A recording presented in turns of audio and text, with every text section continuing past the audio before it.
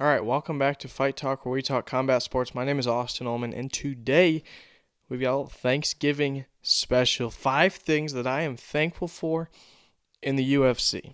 Oftentimes, me and Jackson are hard on this sport on the podcast, so I thought it'd be good to look back, especially at this year, and think about what 5 things am I especially thankful for in this sport, because I'm extremely thankful for this sport. And number one, without a doubt, is Alex Pereira. You guys were probably thinking about it. It's the first thing that popped into your mind when you saw the video. Alex Pereira has just absolutely saved the UFC over and over and over this year. It's been incredible to watch. He's incredible to watch. But let's just look back. I mean, this is incredible. When you really look back and think about this, Madison Square Garden, he was ready to fight, but he stepped in on the main event, saved the main event, right? Got the big knockout over Yuri Prochazka. And then we've got the build-up to UFC 300. And everybody's wondering, who's going to headline this thing? McGregor? Brock Lesnar? Mike Tyson? I mean, like, we had every single name. We had Mark Zuckerberg and Elon Musk at one point. We had any name that could ever step in an octagon that you could think of. People wanted them to headline this event, and we ended up getting Alex Pereira and a knockout, and a beautiful one, and a great picture after of him hitting Jamal Hill with that, right? So he saves the event. They can't get a main event. They don't know where to go. And they go to him and Jamal Hill. Knocks out Jamal Hill. Gives us just some incredible pictures. Jamal Hill tries to snatch the bow on the way in. I mean, so we're going to look back at UFC 300 and maybe not think of Pereira. We're probably going to think of Holloway and Gaethje and all the crazy things that happened. But then we're going to say, who headlined that card? Oh, yes, it was Alex Pereira. He saves the day again. He broke his toe in that fight. But he wanted to fight I think it was 3 weeks later, usually 3 or 4 weeks later, at UFC 301 in Brazil, because he wants to fight in Brazil. And he's really gaining steam at this point. And people are like, this guy's incredible. Most people already knew that, but this guy's incredible. He loses to Izzy, and everyone loved Izzy at that point. Most people still like Izzy, but he loses to Izzy.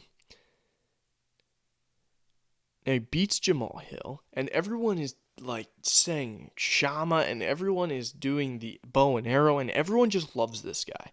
And in the UFC, this is so far from what we've known before with McGregor and all these people. Everyone wanted to see someone who could talk trash, talk their way out of anything, do all this crazy stuff. You've got this guy who now doesn't talk, he doesn't speak English,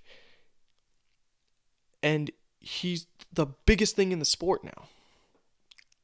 So he wants to fight at UFC 301. Apparently the UFC says no.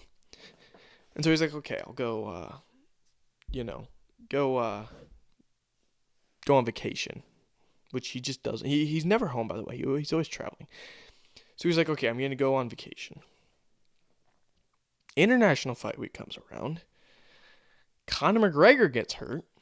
He was supposed to headline International Fight Week. Remember that, guys? Remember that? Remember that McGregor was actually supposed to fight this year? Didn't happen. So who do they call? I mean, everybody has a fight booked at this point. Alex Pereira. Come rematch Yuri Prochazka to headline International Fight Week. That fight card was horrible. If you remember, tons of boring fights. I mean, we had the excitement with Danny Ige and Diego Lopez, but besides that, it was a boring night of fights. You've got Alex Pereira, who just stepped in on a couple weeks' notice, and people are saying, Yuri had moments in that last fight. I said Yuri had some moments in that last fight. A lot of good things, and Pereira's just he just fought and all these things. Knocks him out. Head kick. Drops him at the end of the first. Early head kick in the second round. Knocks him out. He says, okay, I got to take some time off now. I'll wait till at least December or January. UFC 307. Hey, how you doing? They call him up. Khalil Roundtree, we got an opponent for you. Closer fight. Roundtree wins a couple rounds, maybe one or two of the first 2 rounds. And then Pereira goes vintage Pereira, clearly in that fight. And this is why we're so thankful for him. Clearly didn't have a great training camp. He was hurt, sick, whatever. Still knocked TKO. Victory. Incredible. So incredibly thankful for this guy. Not just that he took all these fights, saved all these events, but that he is just who he is. He's not trying to play someone that he's not. He is just who he is. So Alex Pereira, unanimous number one. Unanimous. Number two, the number two thing that I'm thankful for, and we just kind of touched on this with International Fight Week this year, I'm thankful that we don't have to rely on this man named Conor McGregor. Now, obviously, he's just had this situation where he has been found liable. But even disregarding that, I'm thankful we don't have to rely on this guy anymore, because there was a point in this sport where we couldn't have moved on or been the same without him. We now can. This sport is different now. We have enough superstars now, and it will forever be that way. And that we can be thankful for. It's like in the NFL. Patrick Mahomes is awesome. He's the guy right now. But if Mahomes is out for even, say, a whole year, it's not changing that much. We still have so many superstars, so many superstar quarterbacks and players. Now, Chiefs fans will be like, this sucks.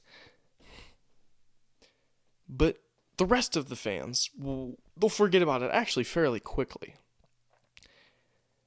Now, the McGregor fans right now are like, this sucks, I want to watch this guy fight. But the rest of us are like, we're not thinking about it. Why? Because Alex Pereira is fighting 3 times a year. We've got Volk, we've got Ilya, we've got Islam, we've got John Jones, Tom Aspinall, we've got Israel Adesanya, Dricus du Plessis. We've got all these guys, all these superstars that we did not have before when Conor McGregor was first making that rise. And for that, I am thankful, because we don't have to rely on a guy who is completely unreliable. The third thing I'm thankful for is Max Holloway versus Justin Gaethje at UFC 300. The greatest fight of all time. The greatest knockout of all time. To date. Will it be beaten at some point? Probably. But not anytime soon. Because that was amazing. In an event that was just incredible. In an event that we just talked about. Pereira had a knockout and all these crazy things happened. This was the one. This was the fight we will always remember this event by. These two guys' careers by, frankly, especially Holloway. Hopefully for Gaethje not as much, for his sake. But Holloway, who was an underdog, who I thought had no chance of winning this fight, completely rejuvenates his career. He dominates the fight. Gaethje in the 4th round looks like maybe he's doing a little something. And then Holloway, being the dog that he is, points to the center of the octagon. They exchange. For 10 seconds, they exchange. And with 1 second left in the fight, he absolutely slumps Justin Gaethje. That was incredible. That was so incredible. And I will never stop talking about it. I will never stop being in awe of it, because that was so crazy. So crazy. And it completely changed his career. Yes, he just lost to Ilya Topuria, but it changed his career. And he's going to go to 55 now and have some massive fights. And he can still win a belt. And people actually believe that. And people believe that he was going to beat Ilya. And it was a close fight. Ilya's a different animal. But Max Holloway, rejuvenating his career with that knockout at UFC 300, proving to people that he does not have pillow hands. This guy has massive power. That was incredible. So I am thankful for that moment, because I have never been in awe like I was at that moment. I did not know how to react. That was crazy. That's one of those where if you're a UFC fan, you know where you were, and you always will. So I'm thankful for Max Holloway versus Justin Gaethje, the knockout. Number 4, I'm thankful for Dana White and his wild way of doing things. I really hate on Dana a lot on this podcast, and I mean, some of it's deserved. There's a lot of things that really frustrates me about the way Dana runs this business. In a lot of ways, I think we could be better. In fact, I just watched the preview for the Fury-Usyk fight on the 21st, and it was awesome. It was awesome. If you saw it, you know what I'm talking about. You'll see it more on Twitter. Just go check it out. It was awesome. They're doing such a great job there. And someone in the replies commented and said, and this is how we have it. And it's a video of Dana White up against the big board announcing the fights like he does in his room. And I thought, yeah, that encapsulates a lot of Dana White and a lot of things and why I'm frustrated, but I'm also thankful for him because he does not just do what people want him to do. And he goes crazy sometimes. But this is an entertainment business. And would you rather have a guy like Roger Goodell or Manfred or any of these guys, Adam Silver, who you see a couple times a year, who don't talk to the media, who don't do these things? Or would you rather have a guy like Dana White running a combat sports business who gets to stand in the middle in press conferences and answer questions and make you laugh and all these things? So for that, we can be thankful. For that, we can be thankful for Dana White. It's crazy. It's frustrating at times because it's totally different, but it's what makes this sport different. And the UFC will never be the same without Dana White. And not just Dana White, I can add a few other names in there, but guys like Joe Rogan. I mean, the fact that we have a guy like Joe Rogan in our sport, think about how big he is worldwide at this point, and we have him in our sport calling our sport once a month. That's pretty incredible. So guys like Joe Rogan, guys like Dana White, they got a wild way of doing things. We don't always agree with them. But they're incredible. Incredibly just built differently people. Right? Like, I respect the other commissioners of other sports, don't get me wrong. But Dana White, this guy's like, he doesn't sleep. He can't sleep because he always wants to be doing something. He is wired differently. He is always working out. He always wants to better himself. He's doing all these things. And who do you want running your sport? Someone like that or some fake guy who's listening to a board of people, who doesn't talk to people, who isn't upfront about what the sport's doing? No, your commissioner of your sport, ladies and gentlemen, after every pay-per-view, sits at a desk and answers any questions. He doesn't always answer them nicely, but he answers them.